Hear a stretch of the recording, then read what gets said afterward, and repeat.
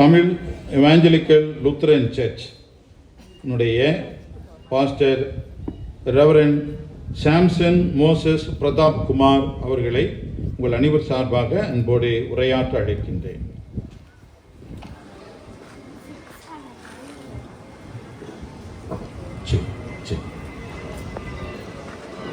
கிறிஸ்துவுக்குள் அன்பான இறை மக்களே, தாபோர் 2025 கிறிஸ்தவ ஒற்றுமை யூபிலி உச்சி மாநாட்டிற்கு புனித தோமையர் மலையிலே வந்திருக்கின்ற இறை மக்கள் அனைவருக்கும், மேடையில் வீற்றிருக்கிற அருட்தந்தை அனைவருக்கும் ஆண்டவராக இறைமேந்தர் இயேசு கிறிஸ்துவின் திருநாமத்தினாலே வாழ்த்துக்களையும் தோத்திரங்களையும் அனைவருக்கும் கூறிக்கொள்கிறேன்.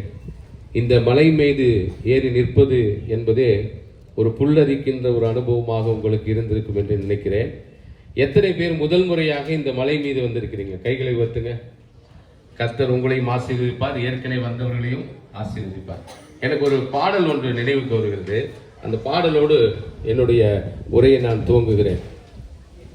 உலகத்தில் 205 நாடுகளுக்கு மேலாக இருக்கிறது. ஆனால் ஆண்டவர் இயேசு கிறிஸ்து இந்தியாவை ரொம்பவும் நேசிக்கிறார். இந்தியா இயேசுவை அறியும் காலம் இதுதானே. இந்த காலத்தில் மௌனமாயிருந்தால் ரட்சிப்புதான் வருமோ? இந்தியா இயேசுவை அறியும் காலம் இதுதானே. இந்த காலத்தில் மௌனமாயிருந்தால் ரட்சிப்புதான் வருமோ? இது சிந்திக்கும் காலம், செயல்படும் நேரம், மௌனமாயிருக்காதே. இது சிந்திக்கும் காலம், செயல்படும் நேரம், மௌனமாயிருக்காதே. மௌனமாயிருக்காதே, நீ மௌனமாயிருக்காதே. இது சிந்திக்கும் காலம், செயல்படும் நேரம், மௌனமாயிருக்காதே. இது சிந்திக்கும் காலம், செயல்படும் நேரம், மௌனமாயிருக்காதே. இந்த மலை மீது அனைத்து கிறிஸ்தவ திருச்சபைகள் அமர்ந்திருப்பது என்பது ரொம்ப மிக்க மகிழ்ச்சியான ஒன்று. ஐயா அருட்தந்தை சொன்னது போல நாம் திருச்சபைகள் இணைந்து இந்த நாளிலே ஆண்டோட நாமத்தை மகிமைப்படுத்துகிறோம். கலாத்தியர் 3:28 கிறிஸ்துவுக்குள் வந்தா என்ன சொல்றாருன்னா, யூதன் என்றும் இல்லை, கிரேக்கன் என்றும் இல்லை, அடிமை என்றும் இல்லை, சுயாதன் என்றும் இல்லை, ஆண் என்றும் இல்லை, பெண் என்றும் இல்லை, நீங்கள் எல்லோரும் கிறிஸ்து இயேசுக்குள் ஒன்றாயிருக்கீர்கள் என்பது பிரகாரமாக கிறிஸ்துவுக்குள் வந்துட்டோம்னா ரோமன் கத்தோலிக்க திருச்சபை என்று அல்ல, லுத்தரன் திருச்சபை என்று அல்ல, பெந்தேகோஸ்தே திருச்சபை என்று அல்ல, நாம் எல்லாம் கிறிஸ்துவுக்களாக இன்றைக்கு ஒன்றிணைக்கப்பட்டவர்களாக இந்த மலை மீது தாபோர் 2025 இந்த ஒற்றுமை ஜூபிலி உச்சி மாநாட்டில் கலந்து கொள்ள கர்த்தர் கிருபை செய்ததற்காக ஆண்டவருக்கு நன்றி செலுத்துவோம். எனக்கு கொடுக்கப்பட்டிருக்கிற இந்த தலைப்பு கிறிஸ்தவம் நேற்று, கிறிஸ்டியானிட்டி இன் த பாஸ்ட். இந்த புரோட்டஸ்டன்ட் சபையின் அடிப்படையில் ஒரு சில காரியங்களோடு பகிர்ந்து கொள்ள நான் அழைக்கப்படுகிறேன். மிகுந்த மகிழ்ச்சியோடு இதை நான் ஏற்றுக்கொள்கிறேன். எனக்கெல்லாம் இதில் பேசுறதுக்கு ஒரு வாய்ப்பு கிடைத்ததே மாபெரும் பாக்கியம் என்று நான் நினைக்கிறேன். இந்த மலை மேலே நிற்கிறதே ஒரு பாக்கியம். ஏனென்றால் ஆண்டவராக இயேசு கிறிஸ்துவின் சீடர் நடந்து சென்ற அந்த பாதபடியில் நாம் கால்கள் பதியுது என்பது ஒரு பெரிய கிருபை. ஒருவேளை 300 ஆண்டுகளுக்கு முன்பதாக இந்த இந்திய தேசம் எப்படி இருந்தது என்றால், எந்த வசதிகளும் எந்த வாய்ப்புகளும் இல்லாமல் மனிதர்களாகவே மதிக்கப்படாத ஒரு சூழ்நிலை இருந்த காலகட்டத்திலே தான் மிஷனரிகள் இந்திய தேசத்திற்கு கால் பதிக்கின்றார்கள். ஏற்கனவே மிக அருகே அருட்தந்தை சொன்னாங்க, கிறிஸ்தவம் என்பது ஒரு ஃபாரின் ரிலிஜன் அல்ல, அது இயேசுவின் காலத்திலே இந்தியாவிலே வேரூன்றப்பட்டது என்று சொன்னார்கள்.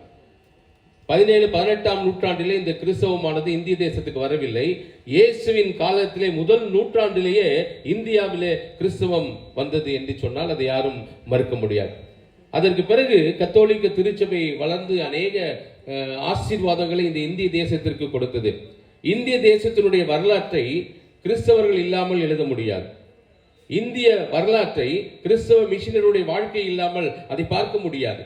இன்னைக்கு ஒரு வாசகம் சொல்லுகிறார்கள், இந்திய நாட்டிலே அதிகம் பேர் படித்த எல்லா பள்ளிக்கூடங்களும் கிறிஸ்தவ பள்ளிக்கூடங்கள் தான். கான்வென்ட்ல தான் படிச்சாங்க. இன்னைக்கு வேணா சிபிஎஸ்இ ஸ்கூல், மெட்ரிக் ஸ்கூல் வந்திருக்கலாம். ஆனா அன்றைக்கு மிஷின் பள்ளிகள், கத்தோலிக்க திருச்சபையின் பள்ளிகள், புராட்டஸ்டன்ட் திருச்சபைகள் பள்ளிகள் மட்டும்தான் இருந்தது. இன்றைக்கு மனிதர்கள் மனிதர்களாக வாழ கற்றுக் கொடுத்ததே இந்த கிறிஸ்தவம் என்பதை மறந்துவிடக் கூடாது.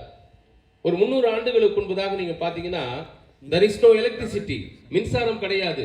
there is no transport facility, எந்த ஒரு போக்குவரத்து வசதிகளும் கிடையாது. அதுக்கப்புறம் எந்த ஒரு தகவல் சாதனம் கிடையாது. there is no communication facilities. இன்னைக்கு இது இல்லாம நம்மளால வாழ முடியுமா? உங்களை பார்த்து நான் கேட்கிறேன், மொபைல் போன் இல்லாம இருக்கிறவங்க மாத்திரம் கை தூக்குங்க. அலுவலாருக்கு அவ்வுலகம் இல்லை, பொருளாருக்கு இவ்வுலகம் இல்லை, செல்லுலாருக்கு எவ்வுலகம் இல்லை. there is no mobile, there is no cell, there is no life. இப்படி வாழ்ந்து கொண்டிருக்கிற நம்முடைய காலகட்டத்திலே தான் 300 ஆண்டுகளுக்கு முன்பதாக எந்த வசதிகளும் வாய்ப்புகளும் இல்லாத ஒரு சூழ்நிலையிலே ஒரு மிஷனரி பர்த்தலோமியோ ஜீகன்பால் என்கின்ற புராட்டஸ்டன்ட் மிஷனரி, ஆசியாவுடைய முதல் புராட்டஸ்டன்ட் மிஷனரியாக தமிழ்நாட்டில் இருக்கின்ற இந்த தரங்கம்பாடி பகுதியிலே அவர் கால் பதிக்கிறார். அவள் கால் பதித்ததற்கு முன் தமிழகத்தினுடைய வரலாறு, ஜீகன்பால் கால் பதித்த பின் வரலாறு என்று இரண்டாக பிரிக்க முடியும். ஏனென்றால் அன்றைக்கு வாழ்ந்த காலகட்டத்தில் எந்த ஒரு வசதிகளும் இல்லாத சூழ்நிலையிலே மிஷனரிகள் இந்திய தேசத்திலே வருகிறார்கள். அதற்கு முன்பதாக ஒன்று சொல்றேன். இந்த இந்திய தேசம் வரலாற்றிலே 3 விஷயங்களை ஆசீர்வதிக்கப்பட்டது. என்ன சொல்ல முடியுமா? நம்பர் 1, ஆண்டவருடைய திருத்தொண்டர் தோமா அவர்கள் இந்திய மண்ணிலே கால் பதித்தது என்று இந்தியாவுக்கு கிடைத்த மிகப்பெரிய ஆசீர்வாதம். இரண்டாவது ஆசீர்வாதம், உலகத்தில் 205 நாடுகள் இருக்கிறது. இந்த 205 நாடுகளும் திருமறையிலே சொல்லப்படவில்லை, ஆனால் இந்தியாவுடைய பெயர் திருமறையிலே சொல்லப்பட்டிருக்கிறது. அது பெரிய ஆசீர்வாதம் அல்லவா? அது எங்க சொல்லப்பட்டிருக்கு தெரியுமா? எஸ்தர் புஸ்தகம் 1ஆம் அதிகாரம் 1வது வசனத்திலே இந்து தேசம் முதல் எத்தியோப்பியா வரை, ஆங்கில வேதாகமத்திலே இந்தியா டு எத்தியோப்பியா என்று அழகாக பதிவு செய்யப்பட்டிருக்கிறது.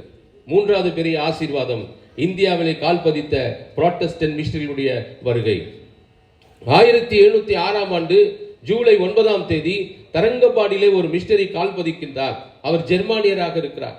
அவர் சிறு வயதிலே அவருடைய தாயார் மரிக்கின்ற போது சொல்லுகின்றார்கள், நான் உங்களுக்கு ஒரு பெரிய பொக்கிஷத்தை கொடுக்க போகிறேன், அந்த பொக்கிஷத்தும் வேறு ஒன்றுமில்லை, அதுதான் பரிசுத்த வேதாகமம் என்று சொல்லி கொடுத்த அந்த ஒரு நிகழ்வினுடைய அடிப்படையில 23 வயது வாலிபராக தரங்கம்பாடி கடற்கரையிலே வந்து யாரும் வரவேற்க ஆள் இல்லாமல் அனாதையாக நின்றவர் தான் ஆசியாவுடைய முதல் தமிழ் புராட்டஸ்டன்ட் மிஷனரி பர்த்தலோமியோ ஜீகன்பால். அவரோடு இன்னொரு மிஷனரி வரார், ரெவரண்ட் ஹென்றி புலிச்சோ.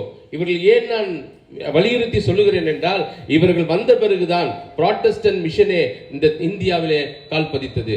இந்த புராட்டஸ்டன்ட் மிஷன் இந்தியாவிலே கால் பதித்த பிறகு நாம் பெற்றுக்கொண்ட ஆசீர்வாதங்களை பட்டியலிடுகின்ற போது அது யாராலையும் மறுக்க முடியாது. ஒரு வாசகம் சொல்லுகிறார்கள், எங்கெங்கெல்லாம் அதிகமாக மருத்துவமனைகள் இருக்கிறதோ, எங்கெங்கெல்லாம் அதிகமாக பள்ளிக்கூடங்கள் இருக்கிறதோ, எங்கெங்கெல்லாம் சமுதாயத்திலே மாற்றங்கள் நடைபெற்றதோ அங்கெல்லாம் தேடி பாருங்கள், ஏதோ ஒரு மூலையிலே ஒரு மிஷனருடைய கல்லறை இருக்கும் என்று சொல்லுகிறார்கள்.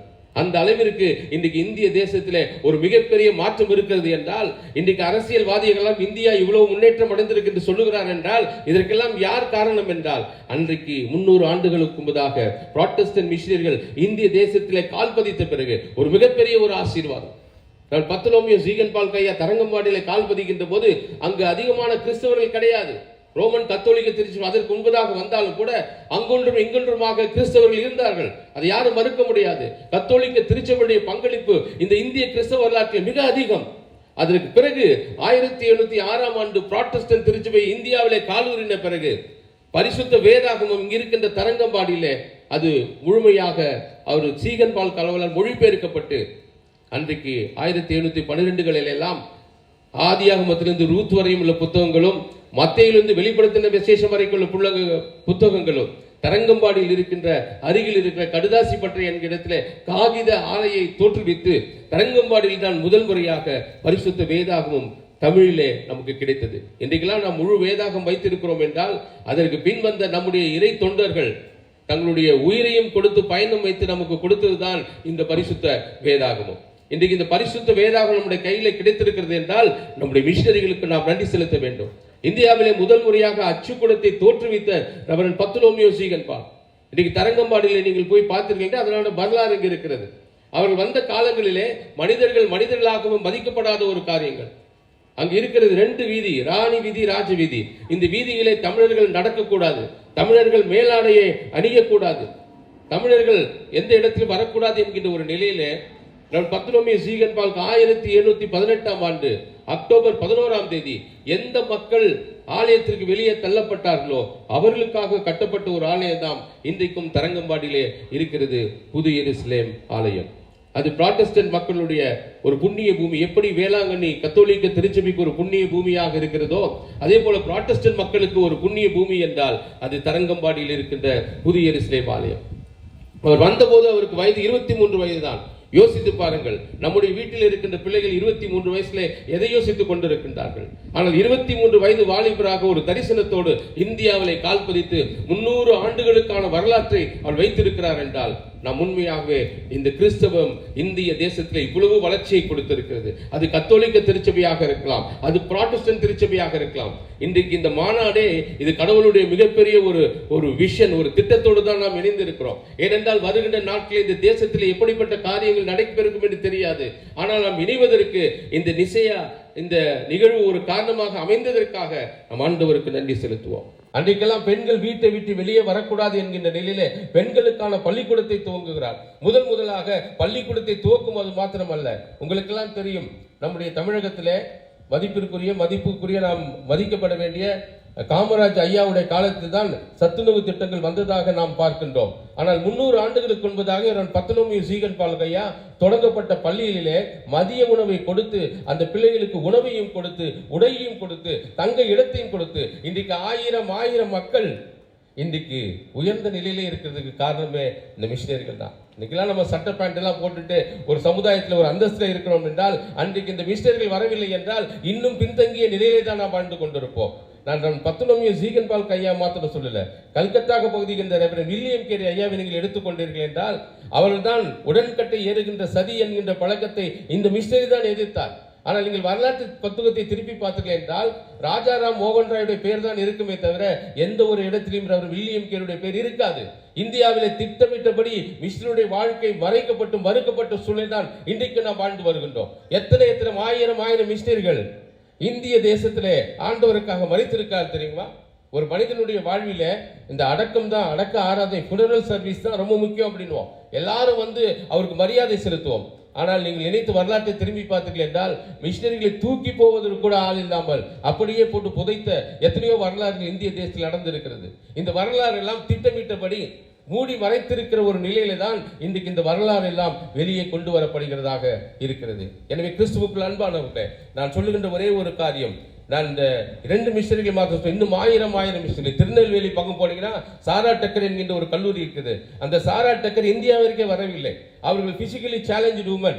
அந்த திருநெல்வேலி மக்களுடைய கல்விக்காக தன்னுடைய சொத்துக்களை எல்லாம் கொடுத்தார்கள். நீங்கள் வேலூர் பகுதிக்கு நீங்கள் சென்றீர்கள் என்றால் ஐடா சென்டர் என்ற ஒரு பெண்மணி ஒரு மிகப்பெரிய மெடிக்கல் மிஷனை உருவாக்கினதினால்தான் ஆயிரம் ஏழைகள் இன்றைக்கு மருத்துவ வசதிகளை பெற்றுக் கொண்டிருக்கிறார்கள். ரிங்கல் தோபையை எடுத்துக்கொண்டால் அவர்தான் பார்த்தீங்கன்னா திருநெல்வேலி பகுதியில மிக முக்கியமாக தன்னுடைய ஊழியத்தை செய்து ஆண்டுடைய நாமத்தை மகிமைப்படுத்தினவர். திருநெல்வேலியுடைய அப்போஸ்தலன் என்று அழைக்கப்படுகின்ற அந்த வில்லியம் தோபியாஸ் ரிங்கல் தோபியோட வாழ்க்கை அந்த சவுத்துல பார்த்தீங்கன்னா ஒரு பெரிய ஒரு மாற்றத்தை ஏற்படுத்தியது. இப்படி நாம் சொல்லிக்கொண்டே போகலாம்.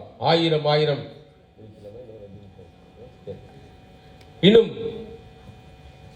இன்னும் ஆயிரம்.